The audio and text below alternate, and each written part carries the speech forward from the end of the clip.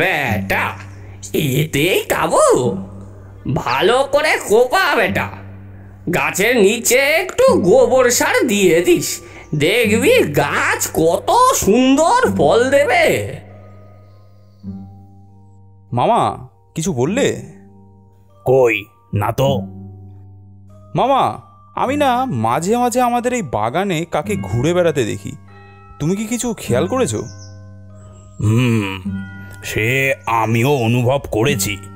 আমার মনে হয় আমাদের এই বেল গাছটাতে কোনো ব্রহ্মদৈত্য থাকে। কি বলো মামা, এ তো সাংঘাতিক। তাহলে এতদিন ওঝা ডেকে তাকে তাড়াওনি কেন? আরে ভূতেরা তো গাছের ফুল চুরি করে না, আর গাছের ফলও খেতে পারে না। এই ব্রহ্মদৈত্য থাকায় ভালোই তো হয়েছে, বিনা পয়সায় একজন পাহারাদার পাওয়া গেছে। এতে বরং চোরেরা এই বাগানে আসতে ভয় পাবে।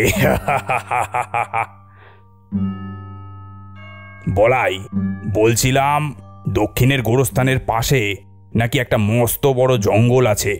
শুনেছি ওখানে নাকি অনেক অজানা গাছ আছে। তবে কি আজ সন্ধ্যের আগে যাবি নাকি সেখানে? গোরস্থানের পাশের ওই বড় জঙ্গলটা? বন্ধুদের কাছে শুনেছি জঙ্গলটা নাকি খুব ভয়ঙ্কর। আরে হুস হুস, ও সব কিচ্ছু না। তুই তো যাবি আমার সাথে, আর তোর মামা যেখানে আছে সেখানে ভয় কিসের শুনি? হ্যাঁ, বেশি চিন্তা করিস না, একটু পরেই সন্ধে হয়ে যাবে, তার আগে বেরিয়ে পড়ি। চ যা না বেটা গোরস্থানে, ওখানকার মামদগুলো, জঙ্গলের যত কানাভুলো দেবে তোদের ঘাড় মোটকে।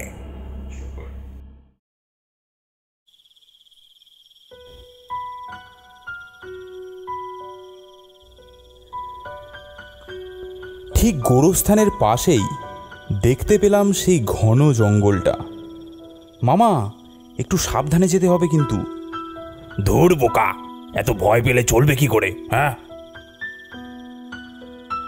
বাপ রে বাপ, এ জঙ্গল তো পুরো অন্ধকার, আমি তো কিছুই দেখতে পারছি না। সেই জন্যই তো আমি একটা টর্চ এনেছি। এই দেখ, ওই তো একটা কলা গাছ দেখতে পাচ্ছি। গাছটা কেমন অদ্ভুত, তাই না মামা? হ্যাঁ, অদ্ভুত গাছ খোঁজার জন্যই তো আমরা এই ঘন জঙ্গলে এসেছি।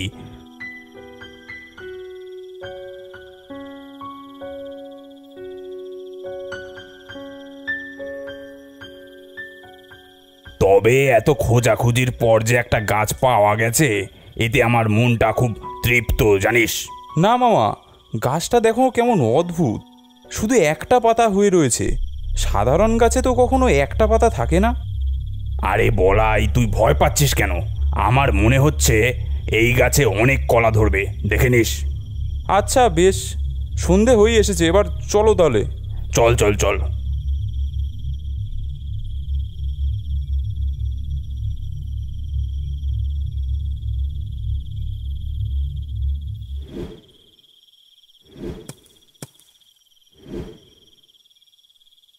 সেদিন রাত্রে খাওয়া সেরে একবার বাগানের দিকে গিয়েছিলাম। দেখলাম বিকেলের লাগানো কলা গাছটার মধ্যে বেশ বড় একটা কলা হয়েছে। আমি দৌড়ে মামার কাছে গেলাম। মামা মামা মামা, আমাদের লাগানো কলা গাছটার মধ্যে কলা হয়েছে, তাড়াতাড়ি দেখবে এসো। বাহ, এত তাড়াতাড়ি? চল চল চল, দেখি কেমন হয়েছে কলা গাছটা। মামা এসে গাছটা দেখল, আর গাছে হওয়া একটা মাত্র কলাটাও দেখল। দেখে মামা একটু অবাকই হলেন। কেমন যেন একটু অদ্ভুত দেখাচ্ছে গাছটা। কলাখানাও তো বেশ বড় মাপের, এরকমও কি হয়? ও মামা, এত কি ভাবছো? কিচ্ছু না রে, গাছখানায় বড় অদ্ভুত মনে হচ্ছে, জানি না কেন। যাকগে, গাছটা বড় হয়েছে, আবার ফলও দিয়েছে, এটা দেখেই শান্তি।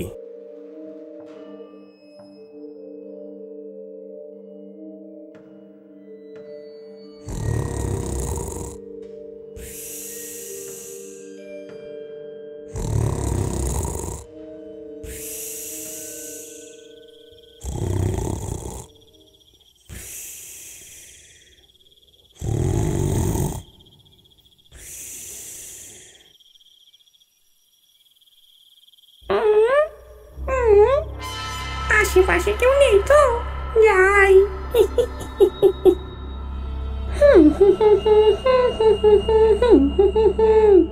ইচ্ছা। কে কে কে কে ওখানে?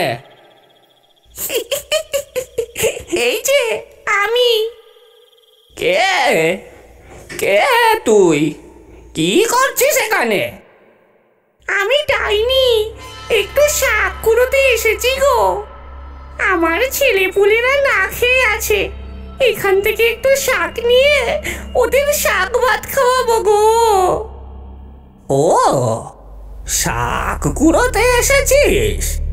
ঠিক আছে, তবে বাকি গাছগুলোয় কিন্তু একদম হাত দিবি না। না না, আমি এই শাক কুড়িয়েই চলে যাব। ঠিক আছে, আমি ঘুমাই। ঘুমে চোখ জুড়িয়ে আসছে।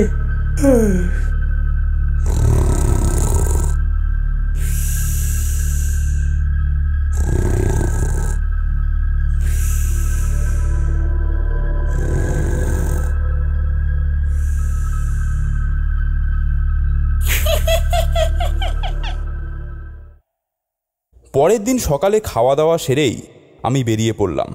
আজ নেতাজি মাঠে একটা ক্রিকেট টুর্নামেন্ট রয়েছে। যাবার সময় ভাবলাম বাগানটা হয়েই যাই।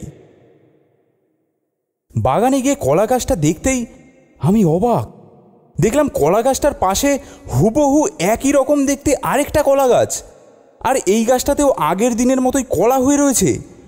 কিন্তু একটা জিনিস দেখে বেশ অবাক লাগলো, যে নতুন গাছটার কলা হয়ে থাকলেও আগের গাছটার কলাটা কিন্তু আর নেই। ভাবলাম লুপ্তপ্রায় গাছেদেরও এরকম হয়তো বেশ কিছু অজানা বৈশিষ্ট্য রয়েছে। তাই আর মাথা ঘামালাম না। পরের দিনও আমি খেলতে যাবার আগে একবার কলা গাছটাকে দেখতে গেলাম বাগানে। আশ্চর্য, সেখানে এখন দুটোর বদলে 4টে কলা গাছ হয়ে দাঁড়িয়েছে, আর আগের কলা গাছ দুটোর মধ্যে কলা নেই। এবার আমার মনে বেশ খটকা লাগলো। আমি দৌড়ে গিয়ে মামার কাছে সব কথা জানালাম। মামা একেবারে তেলে বেগুনে জ্বলে উঠলেন। কি কলা নেই? কলা নেই মানে? যত বাগানে এসে গাছ দুটো দেখে মামা বললেন, কলা কোথায় গেল? গাছের কলা গেল কোথায়?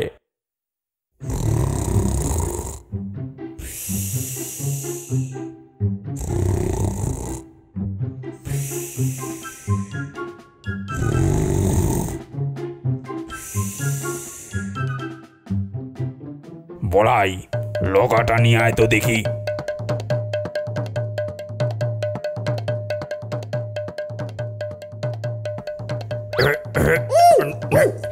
এই বেটা, কলা কোথায়? কলা কোথায়? আমার গাছের কলা কোথায় গেল?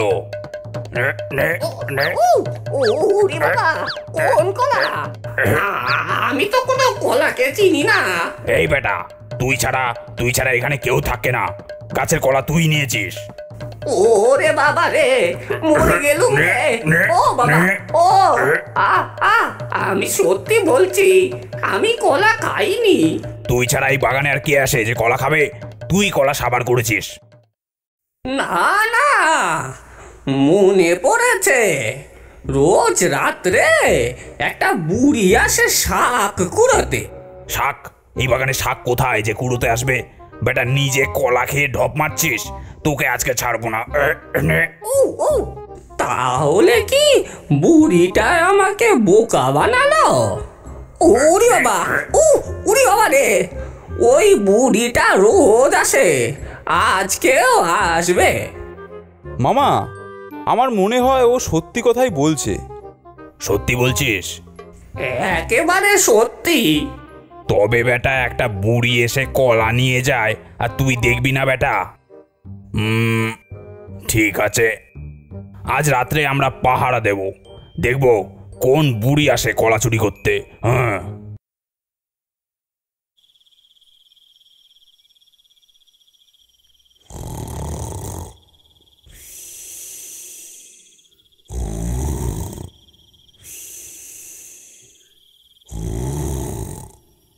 ওরে বুড়ো ওঠ, ষাঁড়ের মতো নাক ডেকে ঘুমোচ্ছিস কেন রে? কি গো মামা, কাউকেই তো দেখতে পাচ্ছি না। ওরে একটু ধৈর্য রাখ, সব দেখতে পারবি কিভাবে কলা হাপিস হচ্ছে আর কিভাবে এই কলা গাছ দিনে দিনে বাড়ছে। চুপ চুপ, কেউ যেন আসছে মনে হচ্ছে, এই বাগানের দিকেই হেঁটে আসছে। হ্যাঁ, ওই তো একজন সাদা শাড়ি পরা ভদ্র মহিলা, তার হাতে আবার একটা লণ্ঠনও আছে দেখছি, কিন্তু মাথার ঘোমটাখানা এতটাই টানা যে তার মুখ দেখবার কোনো উপায় নেই। কেমন গা ছমছম করতে করতে আসছে দেখো। তাই তো দেখছি, তবে মহিলাটা বেশ রহস্যময় আছে, এ কোনো সাধারণ মানুষ মনে হচ্ছে না। ওই দেখো মামা, কলা বাগানেই ঢুকলো, চলো আমরাও যাই। না, এখন যাওয়া ঠিক হবে না, বেরোনোর সময় ধরবো। কি ব্যাপার, এত রাতে আপনি এই বাগানে কি করছেন? গাছে দেখলাম বেশ বড় বড় কলা হয়েছে, তাই বাচ্চাদের খাওয়ানোর জন্য দুটো কলা নিলাম, এবার বাড়ি যাই।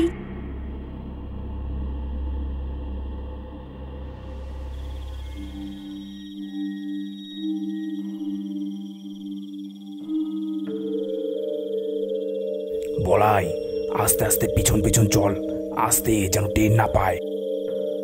মামা, এ তো সেই গোরস্থানের পথ, যে পথে এসে আমরা ওই কলা গাছের চারা নিয়ে গেছিলাম। তাই তো দেখছি, কিন্তু এখানে কোনো বাড়িঘর নেই বলেই তো জানি, কিন্তু এই মহিলার যাচ্ছে কোথায় সেটা আমাদের দেখতেই হবে।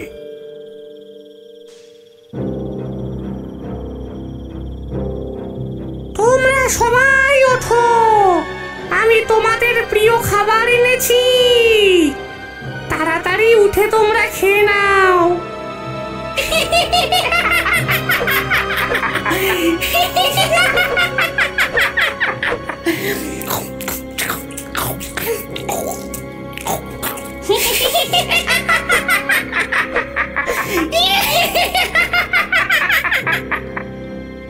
আমরা দেখলাম সেই কলার বীজগুলো সংগ্রহ করে মহিলাটা আবারও কলা বাগানে গেল, সেই কলার বীজগুলো চারিদিকে ছড়িয়ে দিল, আর মাটিতে বীজ পড়ার সাথে সাথেই গাছগুলো কেমন চোখের নিমেষে তরতর করে বেড়ে উঠল এবং গাছে একটা করে কলাও হয়ে গেল। এসব করার পর মহিলাটা যখন বাগান থেকে বেরিয়ে আসছে, তখন মামা বললেন, আপনি এতক্ষণ যা যা করলেন আমরা কিন্তু সব দেখেছি। এই এই, তোরা আমার পিছু করছিলি? হতচ্ছাড়াগুলো, খুব ভুল করেছিস, তোরা খুব ভুল করেছিস। তোরা জানিস না আমি কে? তোরা এখানে এনেছিস আমাকে, আমি নিজে আসিনি।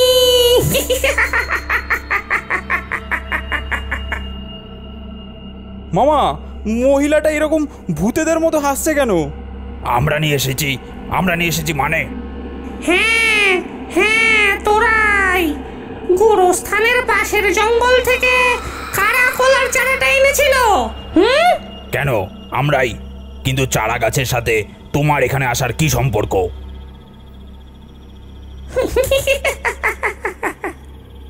ওই চারা গাছের নিচেই আমার কবর ছিল, আমি কলা খেতে খুব ভালোবাসতাম, তাই আমার প্রিয়জনেরা আমার কবরের ওপর কলা গাছের চারা লাগিয়ে রেখেছিল, কিন্তু ওখানে গাছের রক্ষণাবেক্ষণের কেউ ছিল না বলে গাছটা যেমন পুঁতেছিল তেমনই রয়ে গিয়েছিল।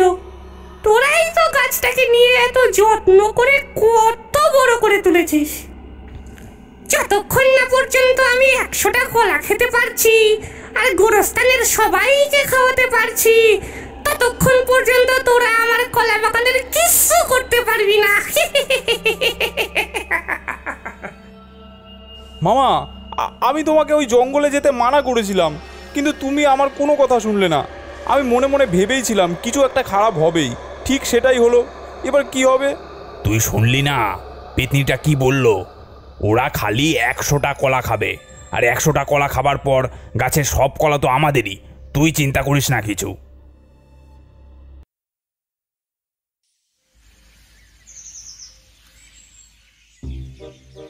বাহ বাহ, আজ সকাল সকাল একেবারে সেজে গুজে হাজির, কি ব্যাপার? একটু দেশের বাড়ি যাচ্ছি রে, সে কবে গিয়েছিলুম, মনটা বড় টানছে রে। ঠিক আছে, যাও ঘুরে আসো। গাছখানা আবার অন্য কোনো ভূতকে দিয়ে দিস না, আমি তাড়াতাড়ি ফিরে আসবো, চলি।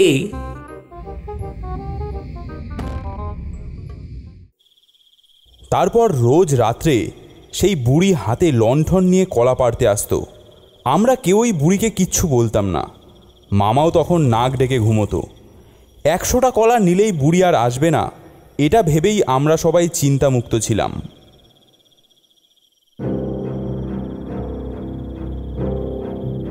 এনেছিস এনেছিস, ওই দে দে দে দে কলা, আমার কলা দে, কলা খাবো কলা খাবো। কি মজা! দেখো বাছারা, তোমাদের আমি কলা খাওয়াচ্ছি, কিন্তু তোমরা আমার স্বামীকে খুঁজে দেবে তো? আগে আগে 100টা কলা খাওয়া, তারপর।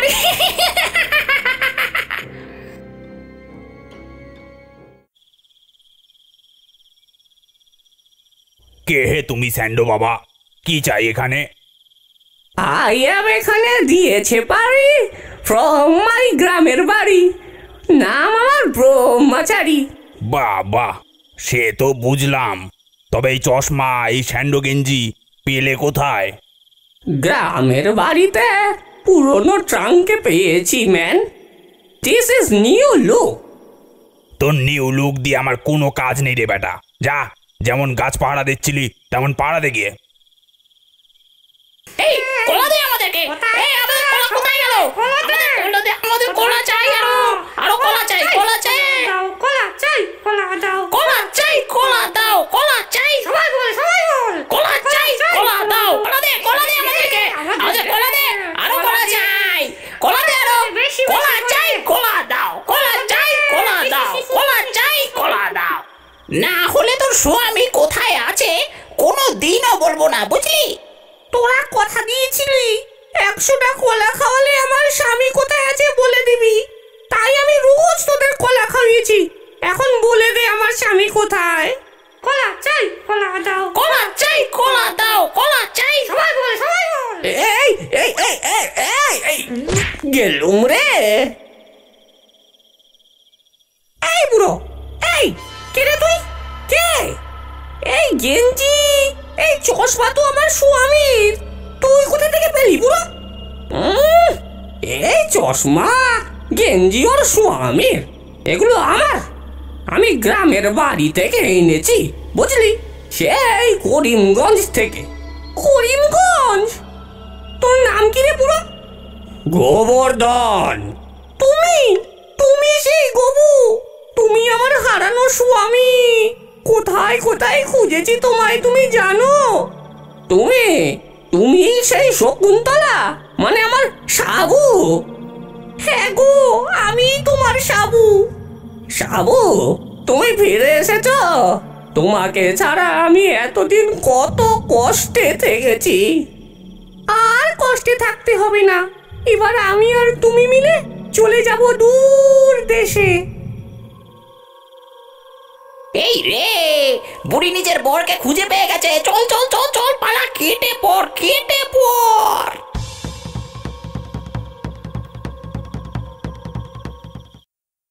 তারপর সেই গবু আর সাবু কলা গাছের ভেলা বানিয়ে উড়ে চলে গেল দূর দেশে।